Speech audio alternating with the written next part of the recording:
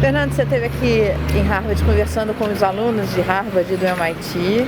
Enquanto você estava aqui falando sobre o cenário brasileiro, enfim, a situação brasileira, no Brasil as coisas esquentaram, a chapa esquentou um pouco lá, né?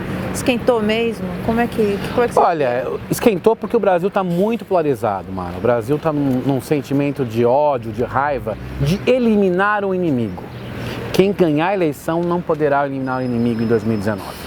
Quando acabou a eleição em 2014, eu escrevi um artigo dizendo o seguinte: quem ganhou a eleição tem que levar em conta um pouco o outro lado, porque foi uma eleição muito dividida.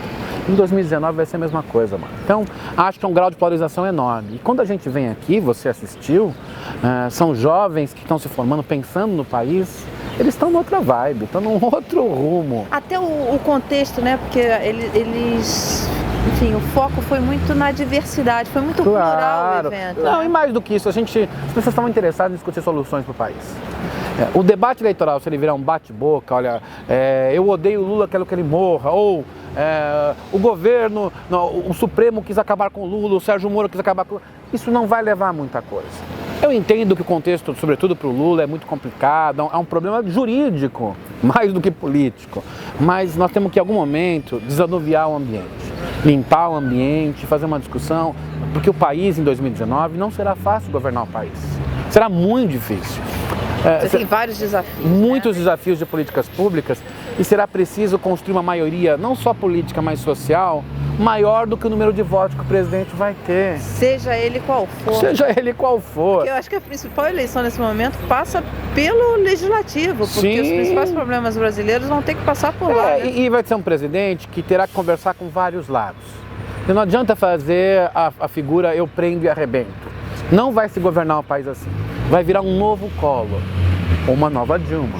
Então a gente tem que pensar muito nisso e fazer um debate mais tranquilo sobre os problemas de políticas públicas no Brasil. O Brasil tem sérios problemas fiscais, que vai ter que lidar com isso, mas o Brasil tem problemas muito grandes de políticas em educação e saúde.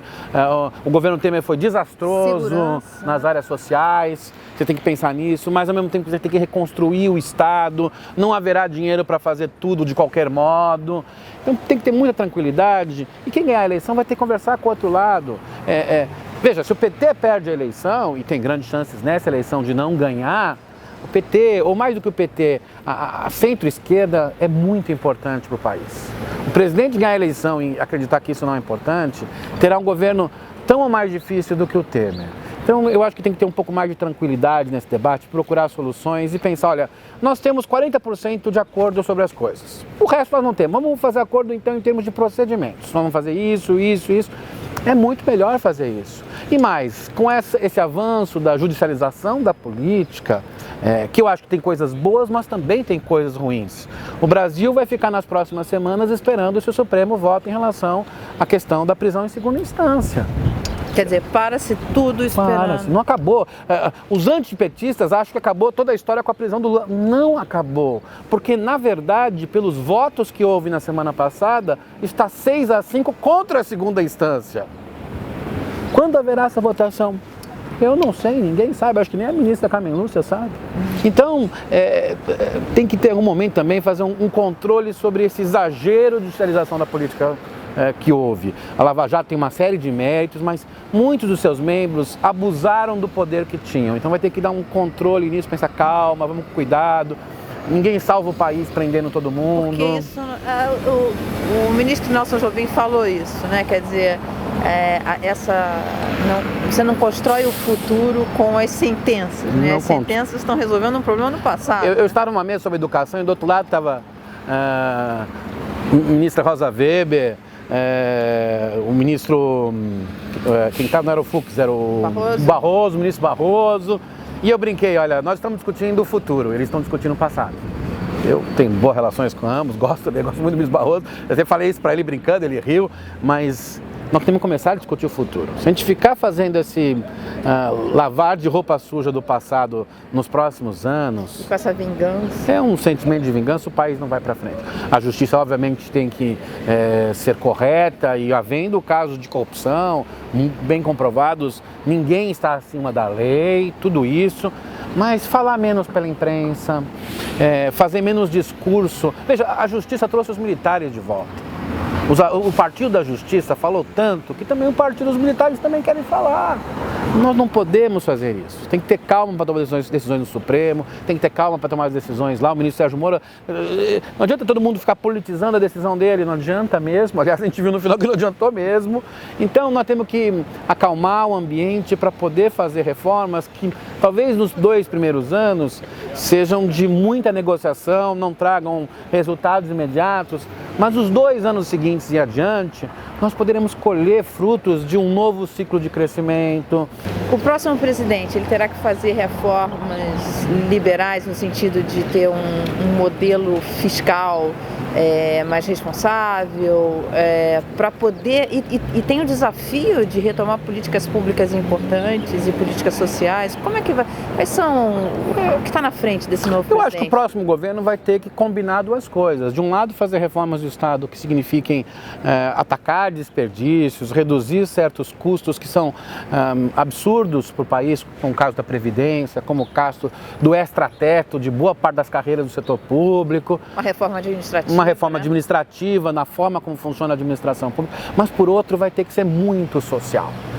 O próximo governo não poderá só ser liberal. Se for, não conseguirá ter legitimidade. Depois de 2 anos, vai ser atropelado pelos fatos. Porque nós temos muitos problemas de saúde, educação, habitação, segurança. Então nós temos que, numa parte, nós temos que gastar menos, e na outra parte, nós temos que gastar mais. Como melhor, que a gente, né? sobretudo melhor, mas é no sentido de que nós temos que reequilibrar a forma como o Estado brasileiro funciona. Por isso o presidente tem que acenar para diversas forças sociais. Ele tem que conversar com gente do mercado financeiro para discutir a dívida pública, mas tem que discutir com as favelas, tem que discutir com o movimento negro, tem que discutir com os estudantes, ele tem que conversar com todo mundo. Se só conversar com um dos 2 lados, não vai governar o país. Então é um presidente que vai ter que fazer as 2 coisas. O que, de certa maneira, Fernando Henrique e Lula fizeram. Eles se parecem muito mais do que admitem, pelo menos publicamente. Pode ter um tom aqui, outro tom acolá. Ambos, obviamente, deixaram de fazer uma ou outra reforma, é verdade. Fernando Henrique e Lula poderiam ter feito algumas reformas que... É verdade. Nós podemos ter aprofundado um pouco mais a reforma da Previdência, algumas coisas da reforma da administração pública, reforma tributária, é verdade. Mas fizeram bastante coisa no sentido de ajustes fiscais, até o Palocci foi muito mais duro que Malan, as pessoas se esquecem disso. É verdade, ele queria o déficit zero, muito mais duro que Malan. E fizeram também reformas sociais. No governo Fernando Henrique, as reformas na área de saúde, a criação do PAB, uma universalização importante na área de saúde. No governo Lula, o Bolsa Família, a reforma da criação de cotas de universidades. O próximo presidente tem que olhar para o Fernando Henrique e falar assim, tem que misturar as coisas, mas qual é o contexto em que eu vou fazer isso? Vai ser diferente do ponto de vista de atores sociais e políticos, e vai ser diferente também, por outro lado, em relação a que tipo de reforma que ele vai fazer. A cada governo vem uma nova reforma. E aí vai ter que reajustar isso. Quem fizer a campanha dizendo que pode ser só liberal ou só social, pode até ganhar a eleição, Mara. Mas não vai governar. Mentindo. Está mentindo e não vai governar bem. É verdade.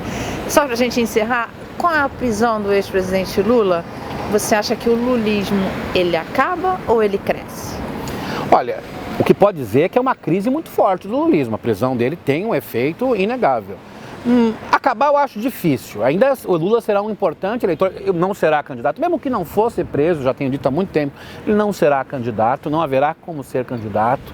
Mas ele é um grande eleitor e nesse sentido não acaba, continua sendo. Agora a gente não sabe qual é o tamanho desse peso eleitoral do Lula ainda, mano. Quer dizer, é muito cedo para dizer, depois da prisão ele vai perder grande parte do peso. Eu não sei. Não sei porque o país não vai muito bem, a cada semana no Jornal Nacional aparece algum problema de segurança pública, alguma crise no hospital. A população, saiu a pesquisa semana passada da CNI, a popularidade do Temer está no chão, e não é simplesmente porque é o Temer, porque o país está no chão.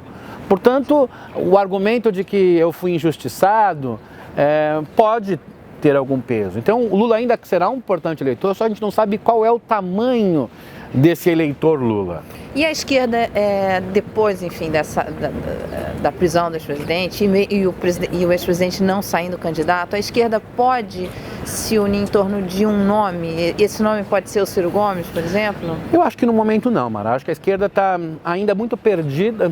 Desde o impeachment ela não consegue nem defender seu legado político-social na era Lula. Se dividiu mais, aliás, não é só a esquerda, a direita também se dividiu muito mais, porque todo mundo percebeu que é a chance, já que é uma eleição aberta, todo mundo quer ser candidato. Então acho que, por enquanto, não. Mas nós estamos em abril, eleição em outubro. Tem muita água ainda. Em política, 6 meses equivale a anos comparado à economia. Então, em política ainda vai acontecer muita coisa. Pode ser até que se tenha um candidato, mas eu acho que a tendência é ter mais de um candidato. O centro, os agentes econômicos, principalmente o mercado financeiro, que se preocupam muito com questão fiscal, sonha com um candidato de centro-direita. A coalizão tanto a extrema esquerda como a extrema direita, para os agentes financeiros e econômicos, ela assusta bastante. Existe a possibilidade do centro ter um candidato? Porque também está muito dividido. Eu acho que também, se você me falasse no momento, não. Mas a partir de junho, julho, as pessoas vão começar a fazer contas também. Acho que vai ser uma eleição mais dividida do que foram todas as outras comparadas a 89, mas não será uma eleição como 89, será com menos candidatos que 89. Como vai acontecer essa divisão, ainda não sei. Acho que o centro tem chance de ir para o segundo turno e ganhar a eleição, mas ainda o centro está falando também para o passado. É engraçado, né? Porque nós estamos aqui discutindo polarização falando do passado, o centro também está falando do passado. O governador Alckmin, em um certo momento, falou, olha, não quero mais discutir essas brigas PT, PSDB. Aí acontece o problema com Lula, ele vai lá e comenta. Fez um comentário inadequado. Eu acho que o eleitor mediano, estatisticamente, aquele eleitor padrão, não é o eleitor do Bolsonaro hoje, poderá ser amanhã se todos os outros errarem, e isso é possível. Não é o eleitor, digamos, que quer botar fogo no país, mas esse eleitor quer ouvir coisas para o futuro. E nenhum dos candidatos está falando sobre o futuro. Bem, então a gente tem um desafio enorme para cobrir eleições, campanha eleitoral esse ano. O país tem um desafio enorme, nós jornalistas temos um desafio enorme. Então eu acho que a solução é chamar você para ficar aqui no My News com a gente. Então tá bom, vou comentar sempre. Vou comentar sempre. Ajudando a gente a entender esse cenário. Legal, não. Aceito o convite. Muito obrigada.